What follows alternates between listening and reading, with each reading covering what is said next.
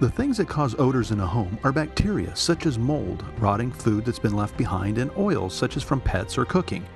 Fragrances only mask the smells and don't truly get rid of the odors. Removing these substances from the surface of a home is the only real way to remove the odors. For example, oils from food and from hands get trapped in the pores of natural stone and grout and textured surfaces. Over time, oils can turn rancid and put off very unpleasant odor. If you have ever smelled cooking oil once it's turned rancid, you'll know exactly that smell. This brings us to our first cleaning myth. It is believed that using water only on natural stones, such as granite countertops or marble flooring, is safe. There are 3 reasons why this is actually bad for the occupants of the home as well as the stone itself. But first, let's ask a question. Would you wash your dishes with water only? Or would you take a shower using water only? Of course the answer is no. So why do this to the countertops and the floors? Let's look at why. First, water does not clean or remove oil or grease. These are most commonly what get trapped in the pores of natural stone and grout. And these over time become rancid, emitting odor, and can even stain or darken the stone. This can be seen in older marble or granite that over time, after not being cleaned properly, has darkened and become dingy looking. Secondly, water does not kill or remove anything. Bacteria and viruses are not removed, continue to live among the oils trapped in the pores of the stone and grout. This can become a health hazard for the occupants. Thirdly, water does not remove the residue left on the surface, which makes the surface look dull, causing people to try polishes and other products that don't deliver the desired result and typically contribute to the residue on the surface and in the pores. This eventually leads to using products that may even damage the surface itself. Vinegar consists of citric acid, a natural and inexpensive acid, which is why it's become so popular as a cleaning product. The issue with vinegar is the acid. Though some surfaces are not damaged by acid, many are.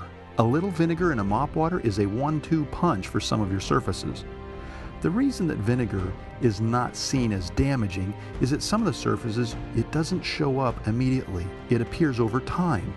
This is why often the finish of a surface is determined to have quote-unquote worn out, when in reality, it's been etched little by little over time. Marble and some metals will damage immediately if pure vinegar is used. Bleach, though a very popular choice, does not actually clean and is only a so-so disinfectant. The version of bleach commonly sold for cleaning is a much diluted form of sodium hypochlorite, and as such, not the best disinfectant. This is partially the cause of many of today's superbugs, a weak or insufficient contact with disinfectants. It results in the bacteria and viruses develop an immunity to the disinfectant. This is not safe for the occupants, nor does it provide for a clean surface. Alcohol, much like water, does not itself clean, nor do a great job of killing bacteria or viruses. Alcohol helps to wet or loosen stuff, to release it and help evaporate away without residue, which is why it's become so popular. It's good for removing adhesives, but when it comes to cleaning oils from the pores of natural stone or grout or killing germs, alcohol doesn't have a really good benefit. Dish soap is good for cleaning dishes, which are not porous and can be rinsed thoroughly.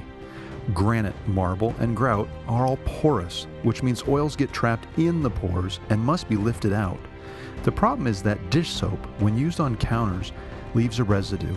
Even after rinsing with a rag or sponge several times, has been found to still leave a light residue. Even if it's not noticeable with each application, over time it builds up like soap scum in a shower to the point that the countertop begins to look dull and may even become stained from the residue buildup.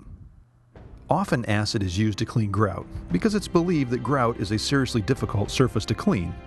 The problem with this is that grout is not to be cleaned with acids according to the labels from the grout manufacturers. Acid actually will fade the color of the grout and eventually even cause the grout to crumble and erode from the grout joint. Not to mention, acids are not the most friendly or safe products to work with. Most of today's cleaning products will fall into one of 2 categories, if not both. One category is that of those that leave a residue. These contribute to the buildup of the surface to become sticky or dull over time.